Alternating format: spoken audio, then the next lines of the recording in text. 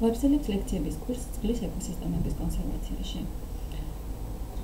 და ვისაუბროთ წყლის ეკოსისტემების მონიტორინგის მნიშვნელობის შესახებ და ამ მონიტორინგისათვის რომელი ორგანიზმები არის გამოყენებული და საერთოდ რა პრიორიტეტული მიმართულებები არსებობს.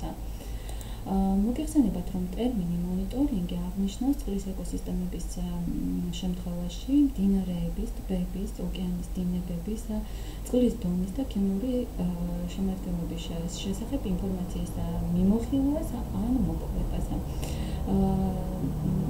აღსანიშნავი არის, რომ საქართველოს ისწრაფვის ევროკავშირთან თანამშრომლობის გაღრმავებისაკენ.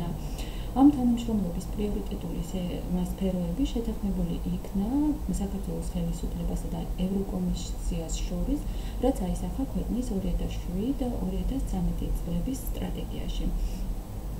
აღნიშნული იქნა, რომ უნდა მოხდეს პრიორიტეტული ღონისძიებების ჩარჩოებში ერთიანი სამუშაო ქმედებების შემუშავება და ამ პრიორიტეტულ სფეროებიდან აღინიშნა აგრეთვე გარემოს დაცვითი მიმართულება, კერძოდ წყლის მართვის სფეროც.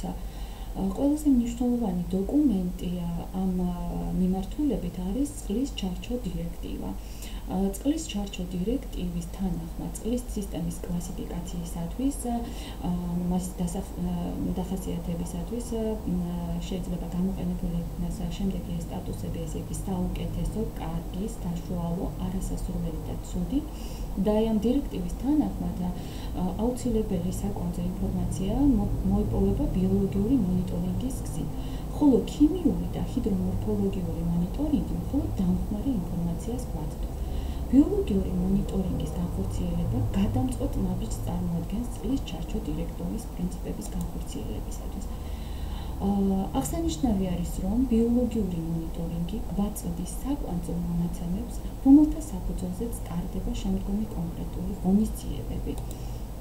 წყლის ობიექტის შესახებ ეკოლოგიური მიზნების და ამოცანების შესრულების შეფასება, ინფორმაციის მიღება წყლის ობიექტის არსებული მდგომარეობის შესახებ და არსებულ ცვლილებებზე დაკვირვება, იმ წყლის ობიექტების იდენტიფიცირება და პრიორიტეტიზაცია, რომლებიც ვერ ასრულებენ მათთვის განსაზღვრულ ეკოლოგიურ მიზნებს და საჭიროებენ აღდგენას ან გაწმენდას, ნებართვების და ლიცენზიების გაცემის სისტემის დახვეწა, ეკოლოგიურ გარემოებაზე დაყრდნობით, აღდგენითი ღონისძიებების